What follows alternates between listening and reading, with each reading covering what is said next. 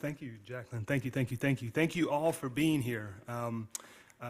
This is your 1 o'clock, so everyone, I'm assuming, has had some lunch. I'm hoping we can keep this engaging, keep you from falling into that kind of PM snooze session kind of thing. So I'm going to ask you to be as active. I'm going to be going off of expressions. We're going to ask some group members really to kind of throw your questions out as well. But we're here to be vulnerable, all right? So we'll kind of prepare for that. I've got a couple things I need to read off first. We'll jump into bios, and then we'll get going, all right? So welcome to our first ever Western Washington Day of Learning and Community Building. I can't say enough about the ADEI group and putting this together. What an amazing thing. What an amazing way for us to build community. Just a quick reminder, if you haven't registered, please do that at the back. This is a registration. It helps to kind of understand who's in the room and also what we can do with being able to really kind of give you feedback and talk to you about what we can continue to provide. That also said, there should be QR codes placed around the room as well for you to provide feedback. Please, that is essential for us being able to understand and be able to put more things on like this for you. Because again, the idea of community building has to be able to start with the community. So we hope that you provide any information or comments that you have about this on those QR codes. With all that said, let's dive in. I'm going to give each participant kind of the opportunity to say a little bit about themselves, and then we'll just jump right in with questions, all right? Ed, why don't you lead us over there? Okay. Yeah, so hi, I am Ed Love. I'm chair of the Department of Finance and Marketing. I am a professor of marketing. I've been at Western for about 16 years. I did my PhD at the University of Washington. I grew up in Seattle, but I've spent a significant amount of my adult life living other parts of the world, and I'm super happy to be here. Hi, I'm Dan Records-Galbraith. I am the director of the Civil Rights and Title IX Compliance Office and also the ADA and Title IX coordinator for Western Washington University. I've been at Western for about 2.5 years, and prior to that I was at serving in a similar role, similar functions at WSU for about 10 years. In my time over in Eastern Washington, I also had the privilege of becoming an elected official and serving on the city council in Pullman. Starting in 2017 and going into the pandemic. So that was an interesting experience that I think there's lots of things that I learned during that process that is relevant to today's conversation. And I also just want to mention that I've also been involved in the nonprofit spaces as an officer, as creating nonprofits around the LGBTQ community, and so that's especially working in those nonprofits in small communities in Eastern Washington and Idaho, the intersection of members of our communities that have intersectional identities and trying to figure out how to engage the community in those conversations to bring people together into spaces where they might not see themselves is also something that's very important to me and the work that I do. I'm Spencer Anthony Cahill. As Jacqueline mentioned, I identify as white, male, straight, able-bodied, and relatively recently middle class. I came to Western in 1997, so I've been here for not quite 27 years. I'm in the chemistry department. About 10 years ago, I served as the faculty senate president, and it was at that time that I more intentionally engaged in the work that needs to be done around these issues. I was department chair in chemistry for 4 years, and included in my personal agenda as chair, getting that department to engage intentionally with these issues. And I'm honored to be asked to be part of this panel and look forward to the interactions. Guys, thank you so much.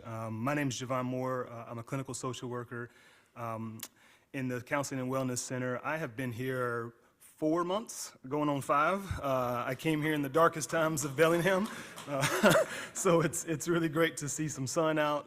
It's really great to really be a part of this conversation about building community, because I am doing it professionally and personally. And with that said, my role in this has really twofold, really. One, because I really appreciate all that Jacqueline's doing in the ADI office, and I really, the conversations that I had very early on with her about what it looks like here at Western Washington to be black in this space, and what does it look like to be an other.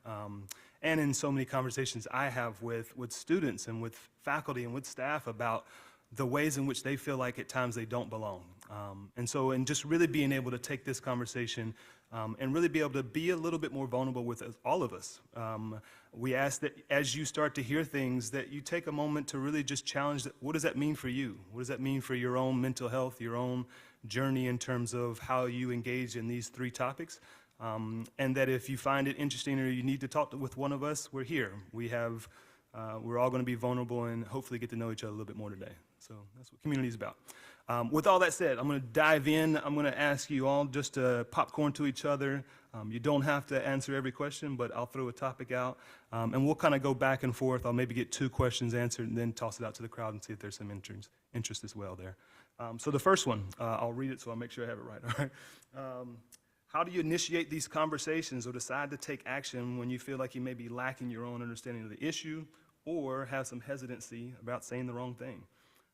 So whoever feels the most kind of prepared for that one, but we're all here with you together. Well, I'll start off. So when I became Faculty Senate President, the president of the university at the time was Bruce Shepard, who had said in a couple of convocation speeches that if we are as white 10 years from now as we are now, we will have failed as an institution. And so as the incoming Senate President, I thought, how can the Faculty Senate support that? And so I started reading. So I think part of my experience and the answer to the question is that I had work to do. And I became very quickly astounded at the level of my ignorance and my lack of knowledge around these issues. Just for example, in reading an internal report, it was the first time I saw the word microaggressions. I'd been at Western 17 years. How is that possible? Sorry. How is it possible that I could be in higher education for 17 years and not understand a fundamental concept like that?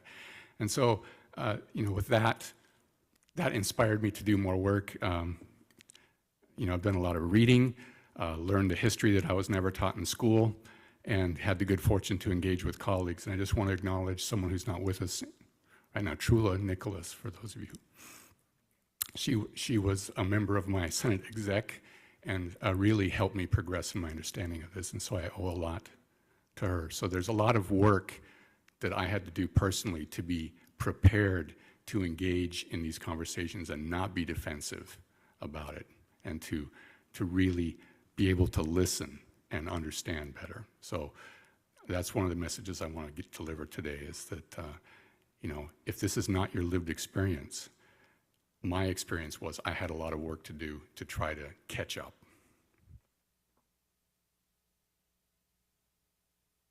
I think when I think about this question, there's a couple of thoughts that come to mind. One is, everybody exists in these conversations at a different point in their journey, their understanding, their level of awareness,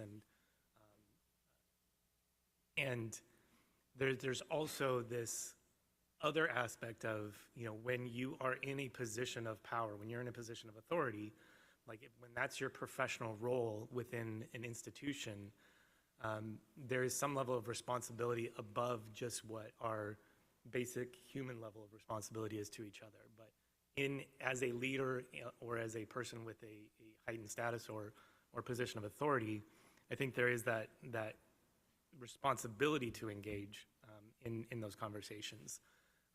And as somebody who supervises staff, that's one thing from a supervisor's perspective. There's things that if my staff are struggling with something, I want to understand what that is, and I want to be a part of unpacking what that means and how we improve that for everybody in the office. And so I think there needs to be some level of how you decide to engage in this first takes a little bit of courage when you're not sure of what to say. You're not sure of, if you've got the answers or where to get the answers, or if there even are answers to the questions that you have. So I think engaging with that humility to understand that you're not necessarily going to be the one to solve it, but that you're the one that may need to initiate that conversation and find out what you need to find out to be able to talk with the right people to get towards a potential solution. The other thing is, just recognizing your own limitations and taking the impetus upon yourself to go learn, and to seek out, like, reading, but also talking and engaging with others, finding close colleagues that you trust, that you can develop these relationships, develop these conversation skills around. And the more you engage in that work of reaching out to others and educating yourself, the easier it becomes, I think, to make the decision to take action or to engage in those conversations. It's a skill that, as you practice, you get better at it over time, hopefully. There's still plenty of times that I've made mistakes, that I've started to engage in conversations and realize halfway through that I don't know what I thought I knew.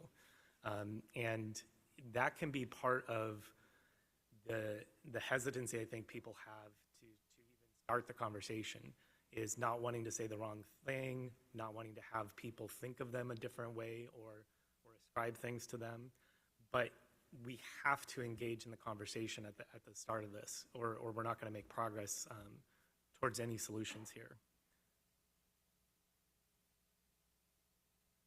So, I think for me, there was a growing realization that I was missing a lot. And, I remember having a conversation with a good friend of mine who is one of the, most upstanding humans that I have ever known. He's a minister in Detroit. He works with the police. I was in the Peace Corps with him, and he's just this complete stand-up guy. Happens to be black. And he told me a story of getting pulled over when he was a younger person and having this confrontation with the police that was completely outside of my experience, and frankly, just astonishing, given what I knew about this individual.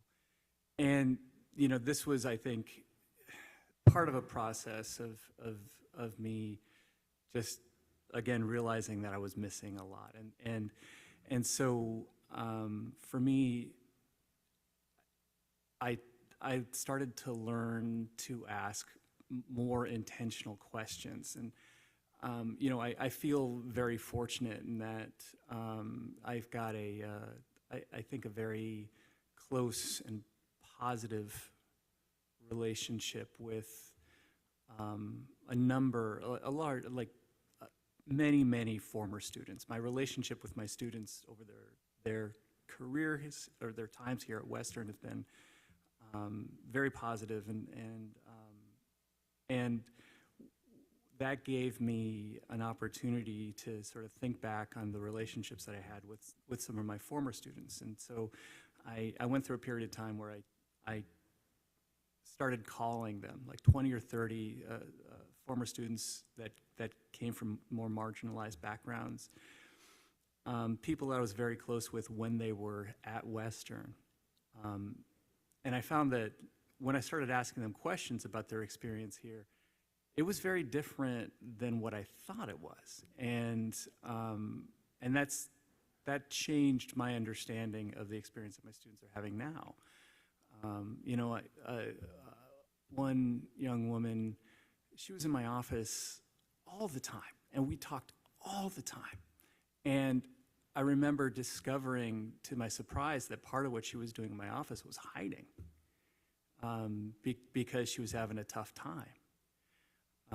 And there were questions of identity and all of these things that people were struggling with that I had no idea about.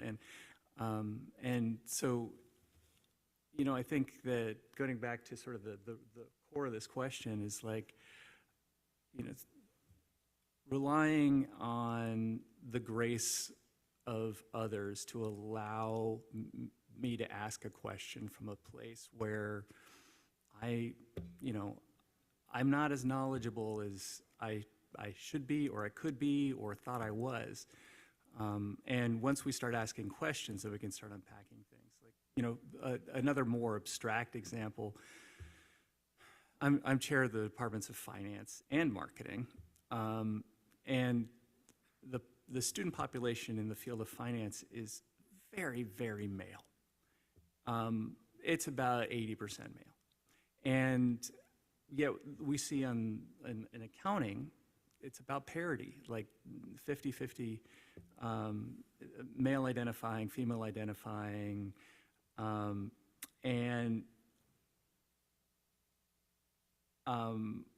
so just starting to ask questions about what is different about those two fields that make female identifying students feel less welcome into the field of finance, which unpacked a bunch of things that I hadn't really thought about.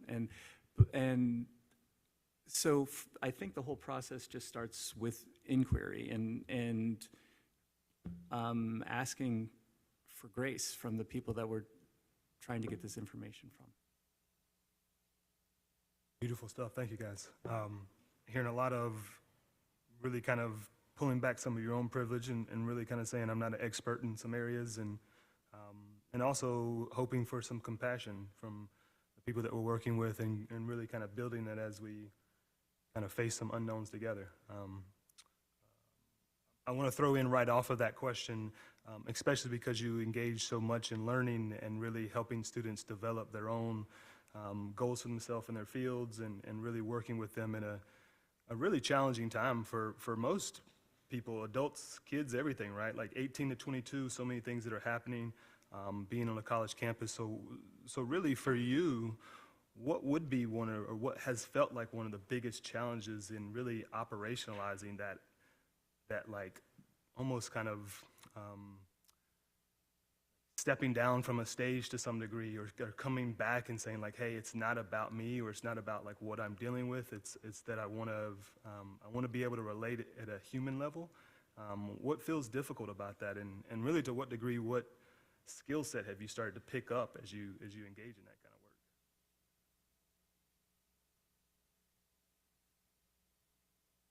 You to start this time? So I think this is a great question, and I think over the last 7 or 8 years we've tried to approach this a lot more intentionally. We hired a student to come and work with us with the intent of not just promoting our marketing program, but within the description of the job, to help to amplify the voices of students that come from marginalized communities and alumni that come from marginalized communities, and so that we can start telling some of those stories. And why I think this is a particularly important when we're looking at alumni is I want students who don't look like me or come from backgrounds like I came from to be able to see that they have a place in these fields. And it's incredibly important because these kind of professions that we train students into can have a transformative impact on the lives of the individuals who participate in them. And that can even be, that impact can be so much greater when the individuals come from a background that hasn't had exposure to it in the past. And so we're, by introducing the kind of power that comes with this knowledge and these kinds of positions into communities that haven't normally had it, it can have a really strong transformative effect. And so, this is something that I personally feel very, very passionate about. And the role that this student plays is one also of a sort of a truth teller to me. I look for someone who can sort of challenge me and find my misses, and there are plenty of them. And you know, we'll try things like, you know, a couple of years ago we wanted to celebrate Black History Month by doing profiles on our Black alumni who have come through the program, and you know, we had some great stories, some wonderful people, and then you know, I realized, you know, as we talked about this, that maybe we'd bitten off a little bit more than we can chew, because you know, what are we doing to celebrate other populations that are marginalized, and how are we going to do this in a way that is not seen purely as performative? And you know, those are things that we sort of have to work through, and you know, it's a process. So. Anything from a faculty perspective before I? Yeah. So please keep me on task here. Expectations and resources. Those are the two things I want to talk about.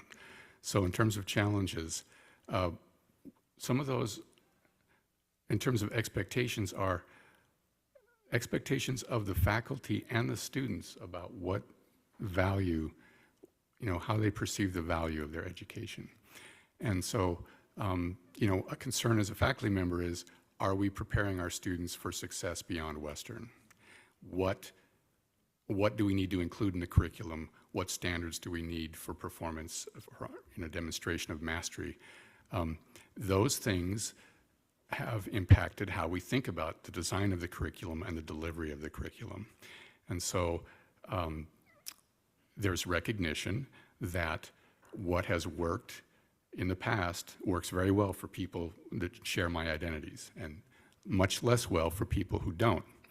And that there are other pedagogies that are much more beneficial to students who are coming from different backgrounds, which leads into resources. So how do we implement the change in the curriculum? This is not a resource-neutral proposition.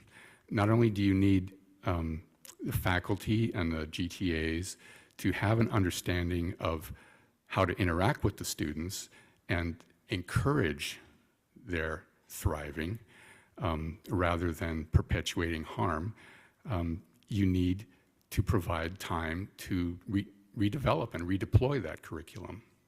I think this is a lesson we all learned during COVID, where we were forced to adapt to online teaching. And I would say that, you know, just as an aside, that was a very difficult time, but there was a lot of benefit that came out of that as far as I was concerned, because it forced me to restructure the way I deliver the curriculum, and that's translated now into, I think, a better experience for the students. You know, so expectations, which are frequently grounded in tradition, how can we change that? Why would we do things differently? This is what's always worked. Overcoming some of the inertia to change that among the faculty has been a significant challenge. And I've felt that myself. It's like, how could I not teach photosynthesis? You know, I'm a biochemist. But if you're going to allow time for students to develop problem-solving skills, you need to change the way the curriculum's developed. And then there's resource allocation.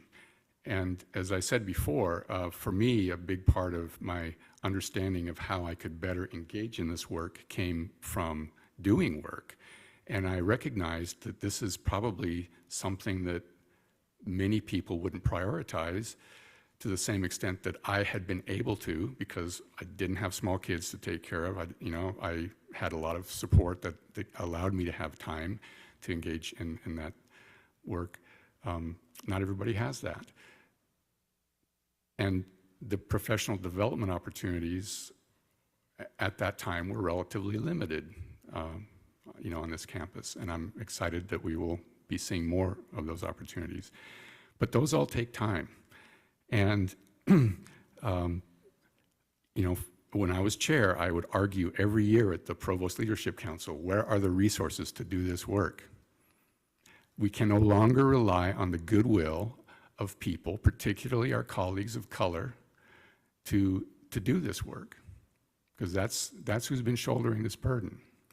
So where are the resources to actually support this work? And some of you may remember the letter writing campaign that resulted in the establishment of the CDO position. And this is a concern. Having a chief diversity officer is one thing. Having a chief diversity officer in an office that's properly resourced is what we really need. So I would say that the challenges have been, the concern around tradition, what the curriculum needs to be, how that curriculum is delivered, our expectations of how students receive that curriculum. That's been a prominent challenge in my experience. And then resources. And until at an institution where the faculty is 85% white, and we are experiencing budget crises right now, I would like to know, how are we going to ensure that the work that needs to be done here around ADI is properly resourced in those discussions? Where are those perspectives? Who's in the room when those decisions are being made? How is that perspective, how are those voices being centered?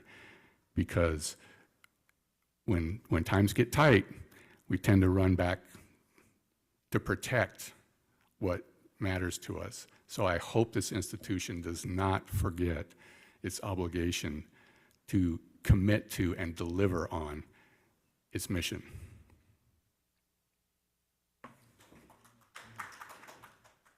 So in the role that I have and the work that I do, being the director of the Civil Rights Compliance Office, it's part of my work to engage in these conversations constantly. So I have a lot of opportunity to meet with a lot of folks who have experienced discrimination and other forms of oppression, but also meet with people in leadership positions that are asking for advice on, like, how do I unpack this? How do I deal with this? What is the next step? And throughout the years, throughout the 15 years I've been doing this work, I've had a number of conversations from leaders who are white cisgendered male, who they start out the conversation as a white cisgendered male. How do I start to talk about this when there's a conflict around race in my area? Because I don't feel like I have a place to, like, say, what the experience is or get engaged in there. And so there's some hesitancy there based on what we talked about earlier about, like, what you don't know and how you engage in that. So looking at things from, like, a more individual perspective as opposed to what you were talking about, kind of these systemic issues, the work that I do oftentimes focuses on conflict between small numbers of individuals and trying to resolve those individual level conflicts. And some of the, I was giving up, I was doing one of these panels several years ago, and somebody asked me, what advice do you give to your white colleagues who ask, how do I have these conversations? And one of the things that I've thought about a lot and reflected on with that question over the years is, on a personal level, what is the experience of those people in leadership positions that ask that question as a white cisgender male? How do I? And what I end up talking with them a lot about is, their role in the situation. What is their responsibility? What is their role given their leadership position? But I also think about just in general in these conflicts, everybody has a role to play. Everybody is engaging in these conflicts or the aftermath or the unpacking of it in their own way, in their own experience. They're all experiencing it differently. And that's one of the things we need to kind of step back and take a look at.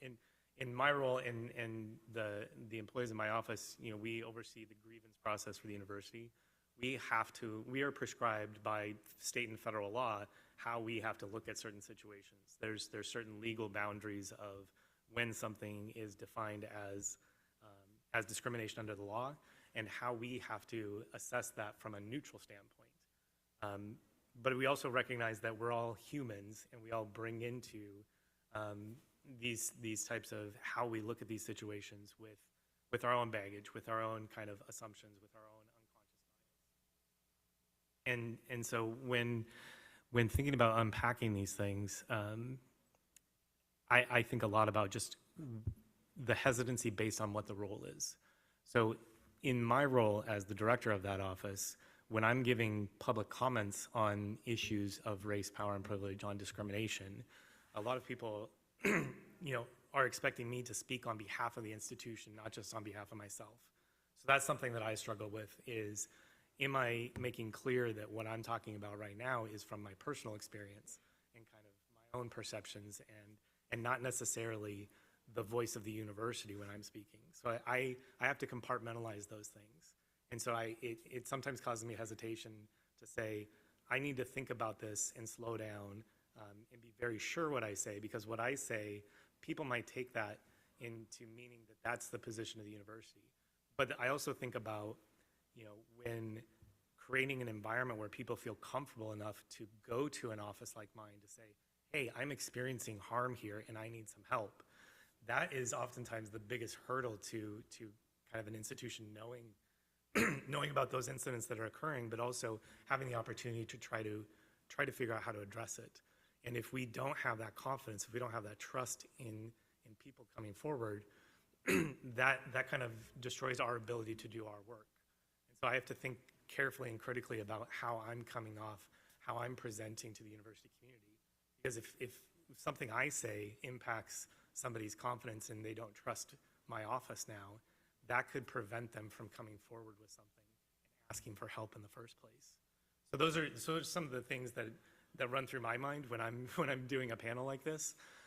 And that is something that causes hesitation to my being able to be vulnerable and to be able to say, to act with that humility to say, I don't know what is happening here, or I'm not the expert here. Because of my role, people look to me to be an expert in some of these things. And that's just not always the case. There's, this work, you cannot be an expert on everybody's experience and everybody's culture and everybody's background. That's not the goal of this work.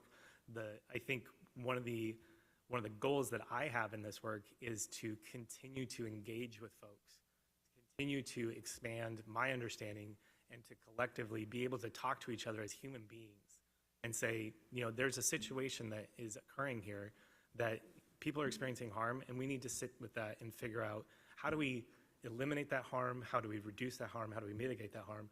But also, looking at that as a remedial kind of measure of, taking care of something that's already happened, but also in figuring out what type of community, what type of organization do we want to be, and how do we build that, given our understanding of how we experience this space and all of these, all aspects of the university differently.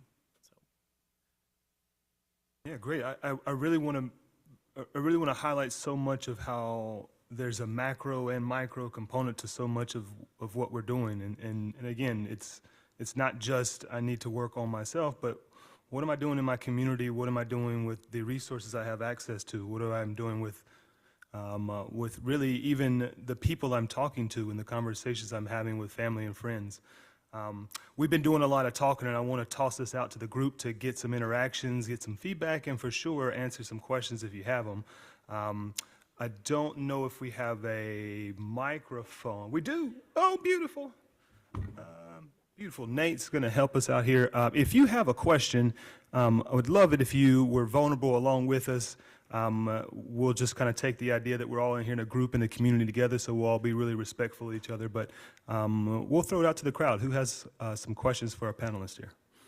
My name is Ruth Musonda, and I work currently in the Institute for Energy Studies. That's who I am, where I am. I have a question about something that Robin DiAngelo talks about in terms of white fragility, which is that short circuit that goes on in brain where racism equals bad person. Racist acts mean you are a bad person, and the defense mechanisms that come into play immediately. And I am curious to hear from the panelists how you've perhaps experienced that own journey, and or to the extent that you're willing to share, your colleagues as you've had some perhaps uncomfortable conversations. Thank you. Sure. So, I went to law school to become a civil rights attorney. Like I went with that intention in mind. And so I knew going into, taking my first positions in my career within higher education context, I knew what I was getting into. And being in that neutral role that I talked about, like there are often times when I have to make decisions based on kind of what the constraints of the rules that I have to follow are, that are not, nobody's excited about. And so I have oftentimes experienced where people just flat out call me racist, or because of the decisions we have to make in my office, or that I don't care, that I'm, not being compassionate, those types of things. And that takes a personal emotional toll on people that do this kind of work. And so we talk about a lot in my office about self-care and checking in with each other and making sure that when we're having those types of experiences, that we're thinking about it, trying to unpack what are we doing? Is there something about our process we need to change? Or is this one of those things where this is a fact of engaging in this work? That sometimes that will happen. And the more you engage with it, the more you start to develop, and I think the more you talk about it with others and incorporate that into how you think about how you do your work, I think it is a skill that is practiced, and that over time, you start to figure out different ways to navigate that. And and that looks different for everybody. But whenever that happens, I always try to take a step back and say, this is not necessarily somebody attacking me as a person. I understand that everything that we do in our office impacts people's lives, their livelihoods, how they feel about themselves, and how they engage in living in their profession and their academic life as well. So these are things that are heavy topics that, and especially when we're dealing with those kind of like those acute conflict situations, everything becomes so much more amplified. And so taking a step back, realizing it's not about me. This work is not about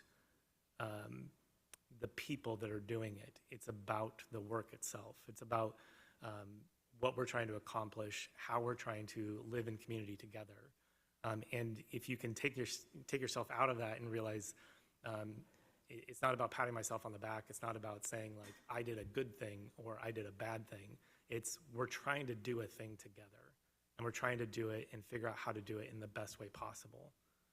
So that's how I kind of think about that, and that's what I try to talk about with others too. Is this is not something everybody's allowed to have an emotional reaction to the external stimuli that they're receiving, but what we need to do in terms of building community and is develop that as a skill set, and talking about it with others and engaging in more vulnerability as we talk about it with others is one step on how we can get there. Yeah, I would first acknowledge that I reacted, very defensively when those terms were not necessarily thrown in my direction, but used to describe Western. And part of it was I didn't have an effective operational definition of racism as, in terms of a systemic problem. And so having that definition and understanding that definition was part of the work that I had to do, to not be defensive about that. And it also allowed me to try to politely engage with people who talked about reverse racism. Like, okay, well, if we define racism this way, then that can't exist. But yeah, it took a little time to not have the emotional response. But I don't know who was here when there was an incident that actually resulted in the campus being shut down for a day. That there was some social media, there was some unfortunate statements made on social media by a student against the AS president at the time, who was a black woman. And because a threat was implied, the campus, in an overabundance of caution, shut down for the day. And there was someone who organized a discussion that same morning, and here in the VU, and invited people to come. And I live north of campus. I walk through Seaholm Arboretum every day for 27 years, twice a day. And I was walking through that morning. The campus was shut down, didn't know what the level of threat really was. And I remember walking through the Arboretum feeling apprehensive. And I remember thinking, this is the first time I have felt apprehensive walking through the Arboretum. I have colleagues and students who feel this way every day based on their identities. For me, that was the inspiration to say, get over it. I have been privileged to not carry this burden for so many years. I need to carry this burden. So it's not that I don't, I mean, I understand what Robin DiAngelo is talking about with white fragility, but at least in my experience, it's something that one can get over pretty quickly, and one needs to. We need to have these conversations. We need to be able to talk about this stuff. And again, as a white person in this environment talking, I know we have a lot of other isms that we need to consider, but we're talking about racism right now. We need to have more people engaging in this, authentically sharing their authentic feelings, and that's going to require a degree of discomfort that ultimately is worth it. So people talk about leaning into discomfort. I have tried to work on relaxing into discomfort, because leaning in can be, it can be somewhat rigid and maybe even aggressive. Relaxing into it has helped me to be more receptive, and as Daniel was saying, not take things so personally. There's a systemic problem here, and we need to talk about it, even if it makes us feel uncomfortable. Yeah, it's hard not to have a visceral reaction to the idea that maybe you're not dealing with, even if you're not talking about like calling me a racist or using that kind of language, the idea that you might not have the wisdom to understand what's really going on in a given situation. I think especially if you are, someone who's highly educated along with being white, right, and male.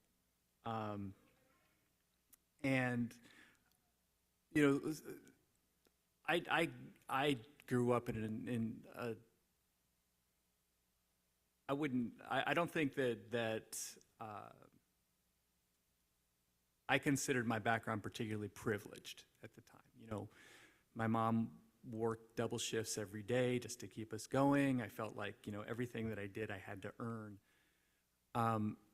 And so along the way, I think I sort of missed the privileges that were so embedded that I didn't, I just took them for granted.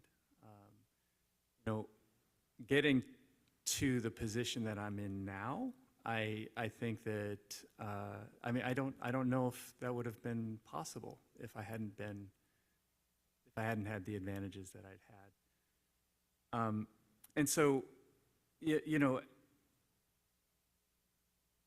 wanting to feel like I do have the wisdom, and I have earned what I've gotten. Makes it sometimes challenging to say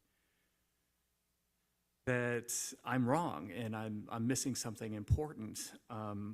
But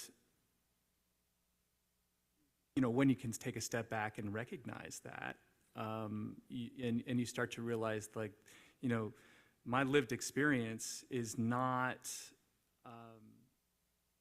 does not make me qualified to understand the situation holistically. And so at that point, you know, if I want to be an advocate for change, for making things better, I have to make sure that I'm hearing the people who have had that experience.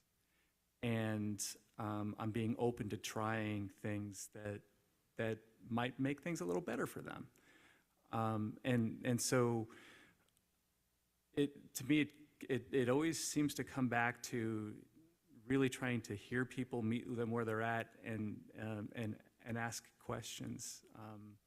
But it's really, you know, getting back to sort of the core idea of your question, like, you know, how do you not immediately feel that guard, like, I have to protect myself from what I'm experiencing right now because of my self-concept. You got to take a beat. It's hard, right? But it's important. Can I just add one thing? So among other things, I studied martial arts for a while. And one of my favorite stories told me by my martial arts teacher was a story of occupation era Japan, where the occupation army was not treating people kindly. And there was, you know, as the story goes, some American GIs were beating up an old man. And around the corner, the local karate master came, and everybody thought, oh, now it's going to go down. And what the karate master did was intervene and stood between the GIs and the old man and just took the beating. And then the GIs left. And the reason I'm telling this story is that people were disappointed that the karate master didn't, like, take these people out. But the karate master's response was, I could take that beating. He could not. So I put myself there because I could take the beating. And if I had responded the way you wanted me to, within a few hours, it would have been much worse.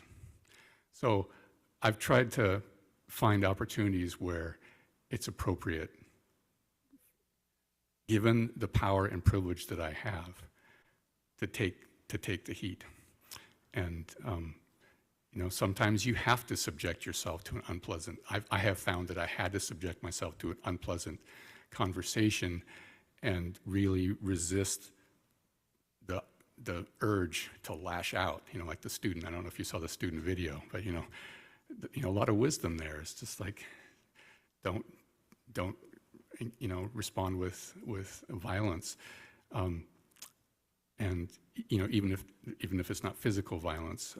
So part of it for me has been recognizing that I do have a position of power and privilege, and that in it I find that comes with the responsibility to stand in and take the heat sometimes, even if that doesn't feel fair. It you know, more globally, I think it is fair. Thank you, thank you. I want to just be cognizant of time. I know that we have a few more minutes left, but I also want to give another opportunity for an audience member to throw another question out. I will ask that we'll maybe like try to restrict ourselves to like a minute or two, just a quick answer. But I want to say, if anyone has one final question that they have of the panelists. We are scheduled to go to 2:30, so I don't know if everybody has to, if anybody has to leave. I know several people told me they might have to leave at 2. That's fine. Okay, all right. Well, yeah. Well, let's keep it going with the audience, and then we'll throw another question in as well. If you have a question, please just raise your hand, and I believe Nate can bring our microphone to you.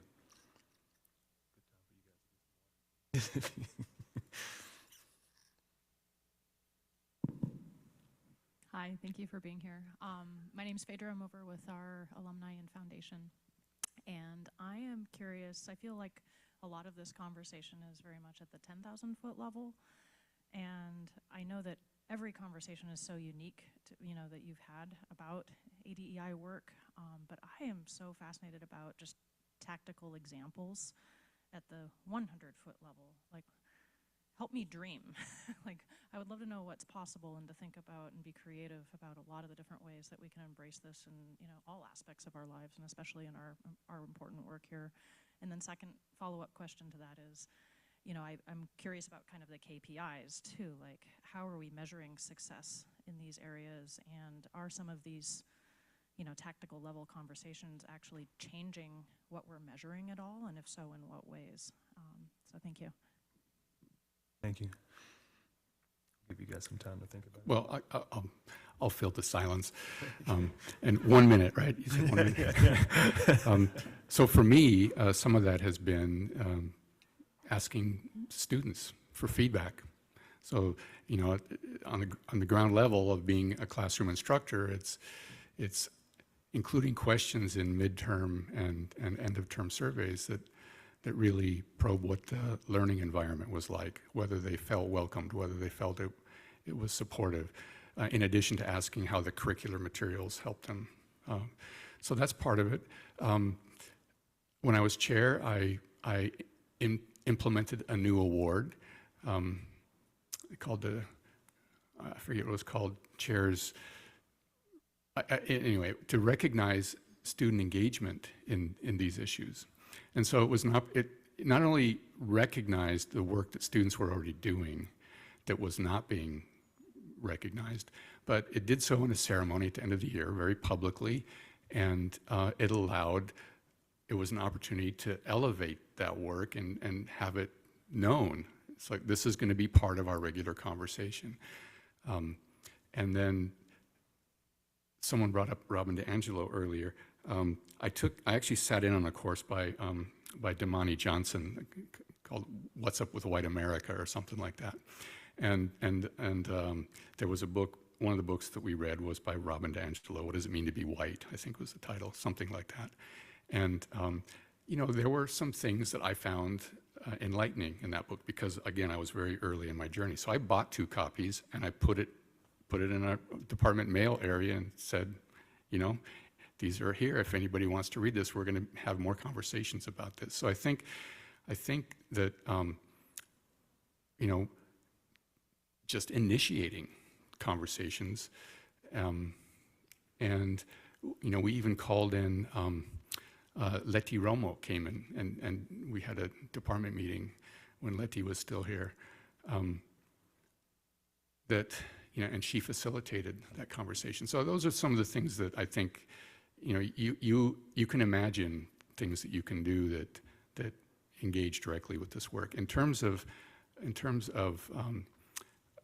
knowing how we're making progress, one of those things is asking the people whose experience you're hoping to improve whether their experience is better or not. Creating up those opportunities that are safe for those responses is something that some thought needs to be given to. But another way to measure our progress here is to try to answer the question, how are we doing at retaining colleagues of color or colleagues of different abilities? Our record is not great. And so I think those are things we can look into, is when we have a better record of retaining the people that we are able to recruit. But I'm thinking of Letty. Letty is no longer here. Regina Barber is no longer here. And I've had conversations with both of those people about some of the frustrations that they encountered in trying to do this work. So there are definitely practical questions we can ask, and the answers to those will be some indication of how well we're doing in terms of affecting the change we want to see.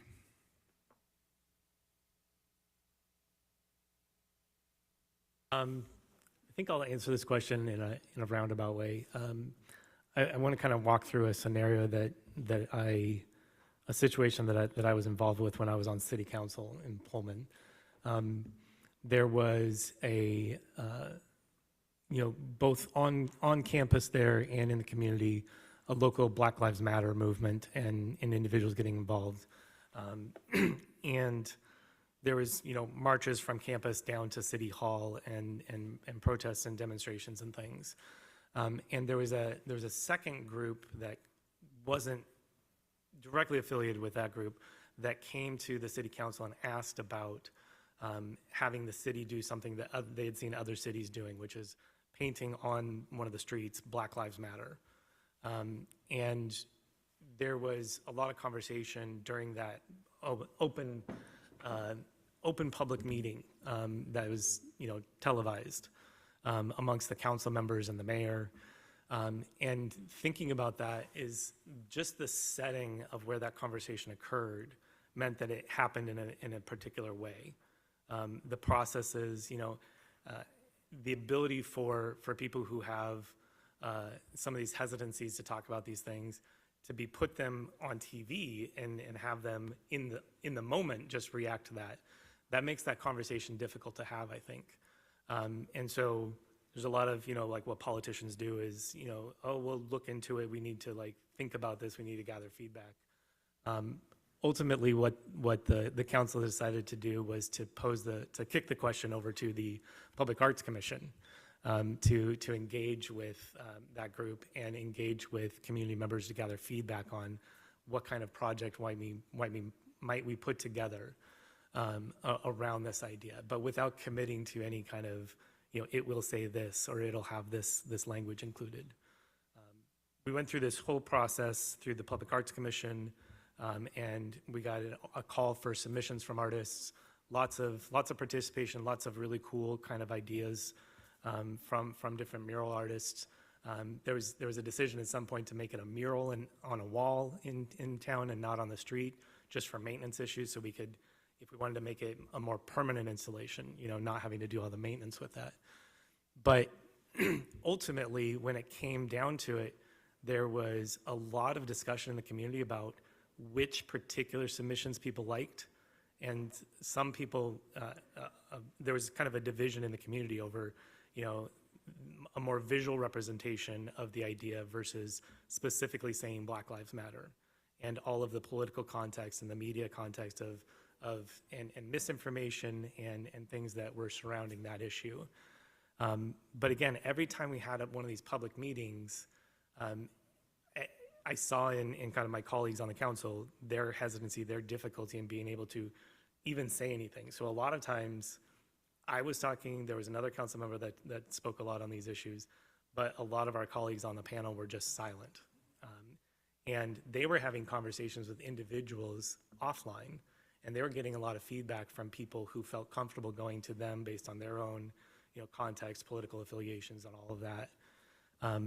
And so a lot of the work that I ended up doing along that process was to engage with the other city council members in one-on-one conversations, where I was able to have a lot of really good intentional conversations with them where they could, I could give them the space to be more vulnerable and talk about things. And they shared with me a lot of those things about not knowing how to say the right thing or trying to even navigate how they feel about these things and where they're coming to, what place they're coming to with their information and knowledge on the subject.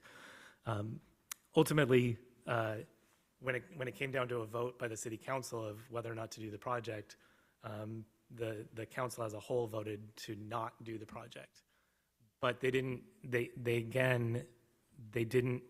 being politicians, they didn't want to take all the heat for that. So they basically said, we're saying we're not going to do this right now. We think we need to redo the process because of all of this conversation and some problems in the process and how they ask the community to vote on the submissions when it's really the city council that needs to decide on public art and all of this nonsense. But they decided to create a subcommittee of the city council to explore gathering more feedback from the community. And somehow I got myself appointed as chair of that subcommittee because I wanted to say, is there any way we can possibly salvage this project?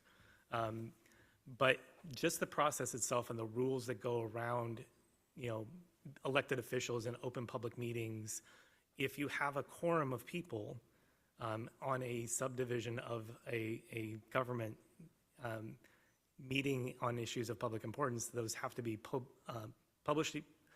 The notice has to be published for that meeting, and it has to be an open meeting where people can attend or view the meeting and interact with it. So a 3-member subcommittee, a quorum of that is 2 people. So that meant that I could no longer have those one-on-one conversations with my colleagues throughout the rest of that process. Anytime I, as the chair of that committee, wanted to meet with one of the subcommittee members for lunch to just kind of, hey, check in with you, how are we doing on this? We couldn't do that anymore because that would have had to be published. We would have had to allow the public to be there and be a part of that conversation. So I just tactically looking at these things there's certain things about the process that we engage in to even talk about these things and to engage for trying to get feedback on things. Like the process that we engage in to do that can have an impact on whether or not people can actually have a productive conversation. So that's just one of the tactical things that I wanted to bring up in thinking about how we develop these systemic conversations, not just the one-on-one conversations. Hey, Phaedra. Thanks for the question. When a student who graduated not long ago wrote me a card, and it was lovely. One of the nicest things that they said in that card was that I had helped them to feel seen. And I think that when we think about sort of at the 100-foot level, the relational level, one of the best things that we can do is to help our students and our colleagues to feel like we see them as they are. It's a very small thing, but in each of my classes, I make sure that going in on the first day of class that I have every student's name memorized before the class starts. And the reason I actually do that is because I'm terrible with names. But when I walk into the class and I call students by name who I've never met before, it creates a level of accountability, but it also helps them to know that I recognize them and I see them. And so when I think about tactics, I feel like this small thing is one of the best things that we can do, just to help people feel like we see them, we recognize them, we know they're there, and we're there to support them. And so we can then engage them in a compassionate way that starts to build trust. There are other things like hiring practices. It's absolutely essential that we build into our hiring practices a strong required emphasis on being able to enhance the sense of diversity and inclusion within our community. And there are rules and things that we have to play around, but if we can communicate that in a very sincere way throughout the hiring process, then we can have some good outcomes that can increase the diversity of the leadership that we have, the faces that are seen at the front of the room. In terms of KPIs, there is a numbers game. Like we get reports on what we look like in terms of the composition of our programs, and we do look at that. The challenge there, though, is that there are so many aspects of diversity that are not included in those numbers, and so that's not the only thing that we rely on. I can feel pride in how we're doing relative to the university as a whole in some aspects. There are other aspects where I feel like we can and should do better, but I always have to look at those numbers and remember that it's not capturing everything. The other thing I think is trying to get some, and this is easier perhaps in the field of marketing than it is in others, but to try and see what kind of voices are coming out from our program, who's being seen, what's the composition of the social media messages that we're putting out, the Instagrams, whatever, because that's a representation of who we are. And so I can feel more successful when I can see that that the parts of my community that might have felt marginalized are still having a voice, and they're out there and they're in front. So those are some of the things that I look at. Something else occurred to me that was triggered by something that Daniel said. So first of all, there's going to be multiple opportunities for advocacy when you find yourself in any situation. I think that you may find that there's an opportunity for advocacy. But another part of this that I think is important is our own accountability. And so along those lines, I would encourage us as a community to think about how we will hold ourselves accountable. And part of that makes sense to me is including a participation as part of our job descriptions and job expectations. And so, I know different unions have different times for negotiating performance assessment. And I am most familiar with the faculty process, but we have been having discussions about how promoting equity and inclusion should be something that we are assessed on, and that should show up in teaching, scholarship, and service. And making sure that happens is something that I would strongly encourage us to consider, because it comes back to something that was mentioned in the morning session and in this session, which is resources. Where are people going to devote their time and energy? They're going to devote their time and energy primarily to those things for which they're rewarded. And if those appear in the job performance description and expectations, then there's a greater likelihood they will devote time and effort to those things. Well, really good information. Not only, and I hope was able to really give you some great examples. I want to throw out one other question out to the audience, and as well maybe even tack on something that I hope will be helpful, especially as we're talking about what gets measured gets done, and really thinking about our own accountability. What are maybe some of your own goals in terms of what can happen here at Western? If you could be thinking about that and maybe adding that into maybe another question that we have from the audience. If anybody would be willing to throw us one other one, would love to hear from you, and really allow you to kind of help us toss through and give you some applicable ways that we can really come together as a community.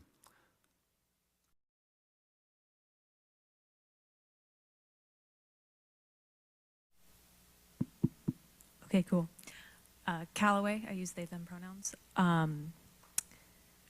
Everyone up on that panel has societal power from their racial position, barring the moderator, of course, but also has leadership power. You are all fairly leadership empowered people. You have high positions within your departments or within your programs.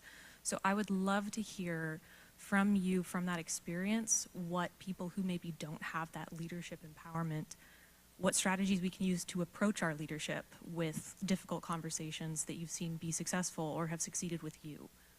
Ways we can actualize these conversations that matter but are difficult. So this is something that comes up, right? And I think the first thing, it's hard to approach it from the perspective prescriptively of the person who's coming to us, because they're as you point out, they're the ones that are marginalized, right? And so it's incumbent on us to try and meet them where they're at. But in terms of strategies, I think it can be helpful if it's done in a way that is ego-preserving, direct, and very clear. So, this is what happened. This is how it it made me feel, and this is why I felt that way. And this, you know, and then we can talk about next steps or mediation or whatever. I think that the greatest, probably the thing I would caution people against is something that is going to suggest that there's some sort of legal action or something that, you know, that is going to have personnel consequences to another individual. Because, you know, there's aspects to that other individual that maybe even I can't even talk to you about, right? So I've got information that I can't share. And, you know, and also once it becomes an HR issue or a legal issue, then my hands are tied. I can't help you because I've got to turn it over to someone else. And you know, I think, yeah, I like to believe that most of the people who are in positions of authority in this institution are in those positions because they're interested in the well-being of their communities and the community as a whole. And you know, everyone's going to handle things differently, but you know, if we can come to these situations where there's some clarity about, like, you know, what specifically we're addressing in a way that doesn't you know, if I'm a reasonably tough person. You can come at me and I'll be okay. But you know, if there is something where you know, someone is feeling attacked, then they're going to respond to it in a way that you know, is either ego preserving or they're going to feel like they need to protect themselves in some way. And so we want to have these conversations in a constructive way, but it's very important that we have them in a way where we really, like, there is a lot of clarity about what the issue is, and so that it can be addressed in a very direct way. And so that kind of thing is helpful. I really appreciate the question. It's one of the things that I struggled with most, and I think was probably least successful as the time I was chair.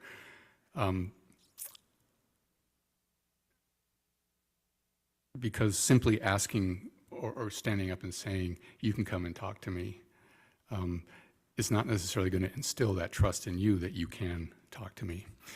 And I'm not sure, you know, I don't really have any general advice I can offer. I will explain to you how it worked when I was chair, which is that it was known that my department manager, who is outstanding, and I had a relationship where she could tell me anything. And because that was known, the other staff in our department who might not feel comfortable coming to me directly came to her. And that's how I got the information. So I guess that describes a situation where there was an advocate. So if you have trust in some advocate who can bring the issue forward to the person who's got the power to have some impact on that, you know, I would pursue that. Yeah, it's been mentioned all day, you know, the importance of trust and developing trust, and that simply takes time, and people have to watch each other and listen and, you know, make the decision: do I trust this person or not? So if you do, then approaching that person directly, I think, is reasonable. But if not, I think finding an advocate, someone who, and that advocate may be within your organization, but I think Daniel's going to speak next as to what might happen if that person's not in your organization. Yeah, I agree with Ed. This is kind of a hard question to ask from this standpoint, because this is something I spent a lot of time thinking about. Is trying to put myself in the position of somebody who might need to come and ask me for something, or bring a situation to my attention, and trying to unpack what are all the possible reasons that person might not come forward, or might not feel comfortable, or might not trust me enough to share that information. So, I take that, and we talk about that with our office a lot, about how do we build the way that we're doing this to demonstrate to people that you can bring those things to us. And it's not just saying, like, we have an open door, this is the process. Part of it is that, though. Like, part of it is communicating and being transparent about what you're able to do and what you're not able to do, and what your role is in those processes, and what other policies and processes at the university may be more applicable or less applicable, in that situation. So I think that's one thing for the person thinking about bringing something forward, is to, take stock in what you know about the process and about who you're going to, and what have they shared, what have they shared about their willingness to engage in this topic, having that understanding. I think from one of the other concerns that people have is a fear of retaliation. And so a lot of that comes from actually kind of the fear of the unknown. Like, I don't know what's going to happen once I share this. Like, there's, people can imagine all sorts of different scenarios. They've heard horror stories. They see things in the media about retaliation. But we also need to kind of recognize and take stock in, is that going to cripple my ability to be able to actually get movement on this? Is this something that I need to have something? Am I dealing with something that I need help on right now? And weighing kind of that fear of the unknown versus, like, I need somebody's help on this. I agree. If the person that you think is the right person to go to at that, if you're unsure, like, one of the things that can help people is finding a support person to go with him, even if it's not an advocate, even if it's just, hey, I am feeling kind of uncomfortable with this. Can I just have you there for moral support as I go in? And something Ed said about approaching, maybe avoiding approaching coming from like right out the gate, saying like the potential consequences, legal action, and things like that. That comes up when people file complaints against the university. Like, I'm going to get my lawyer. I am a lawyer, but I'm like, we exist as a neutral office. So, you're allowed to bring your attorney to any meeting with CRTC that we have about a complaint, as a complainant or a respondent. We allow people to bring a support person into that process as well. Like, for us, it's not about trying to protect the liability of the institution. It's about trying to figure out, like, what's happening in the situation, and is there some way we can help with that situation? Understanding that, and for people to know that they can bring those things, that those are options, I think that can go a long way towards boosting the confidence in, oh, I can have an advocate with me. I don't have to do this by myself. Yeah. Good deal. So I'm actually getting the real clock, 5 minutes. So this time, I just want to maybe close out with what are some last words? What are some things that you'd like for us to be able to take away? Very appreciative of you all being so vulnerable and sharing your thoughts. And with the time that we have left, what would you hope that we could walk away with and really have kind of some, as someone said, what does the dream look like? Like, how can I best accomplish what I'm looking to kind of get into without fumbling so hard over my own thoughts and feelings and what have you? I would just say, take the risk.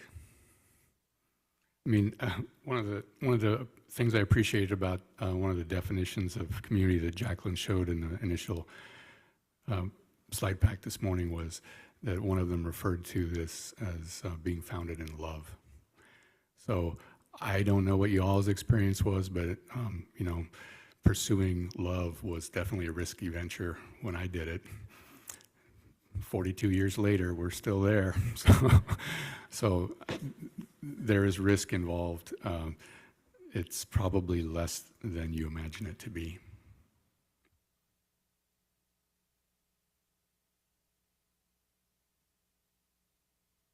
I think I'll respond to this in a way, like one of the things I hope for Western and the work that we're doing is that we start to build this capacity to have these conversations more frequently and to build a community around that. Being able to talk with people at a human to human level. Also, one of the quotes that Jacqueline talked about is, we can only be human together. We can only be our most human when we're doing that together. That idea that that's really what we're getting down to in trying to build community is how do we engage with each other in a way that that builds that sense of community, that sense of belonging, that we're working together towards a common goal or common identity. And that's one of the things that I think Western has lacked for a very long time is a communal sense of identity. We all engage in this space. We all have our personal motivations for being here, for what we're doing here, what our passions are, and what we bring to the table. But I've been at other institutions and seen examples of other higher ed institutions that as soon as you say the name of that institution, like if you went there, like you have a common experience with everybody else that went there. You're still going to have your nuances based on your own background and how you engage with the space. But there is some sort of organic, common purpose that people have that they feel together. And that's something that has not happened so naturally at Western. It is something that we have to intentionally engage in developing what is our collective sense of identity here as part of this place, as part of this institution. And that's where I hope we can start to get some of these conversations to go to. And I hope we can get away from, move towards that, that foundational work towards that, and not get hung up on the micro level conflicts that we have. Those exist in human societies. It's a good goal to try to eliminate, mitigate, and reduce those things. But it's probably not something we can eliminate entirely. It's part of the human experience, and we need to acknowledge that a little bit. But also, I hope that we can move beyond looking at individual situations and start to build a common sense of what is our overall purpose, what is our overall goal, and how are we going to move the institution in that direction. I think that I would feel like I'm winning when the individuals who are in my community, and I'm thinking faculty, staff, and students, feel like they can bring their whole self into this community, and they also feel that there is some enthusiasm about becoming and being a member of the community, and that means that we have norms that are not excluding. That means when we talk about things like professionalism, we're not talking about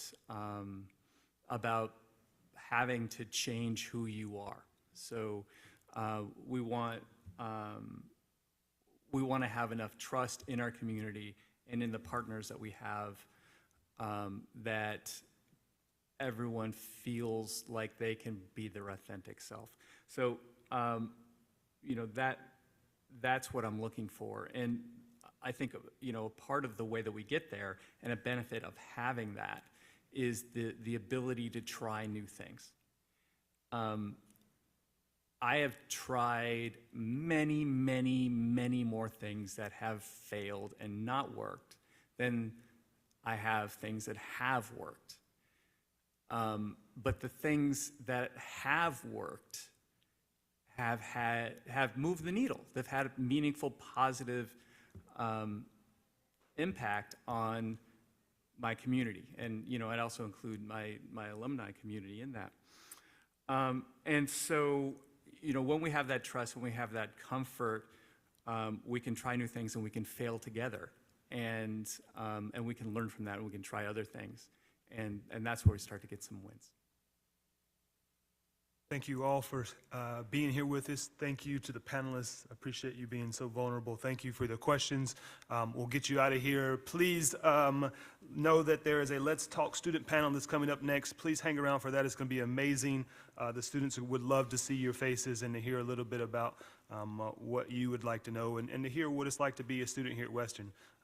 Thank you to Jacqueline and her office for putting this on, and I think we'll leave you for the rest of this afternoon. Jacqueline.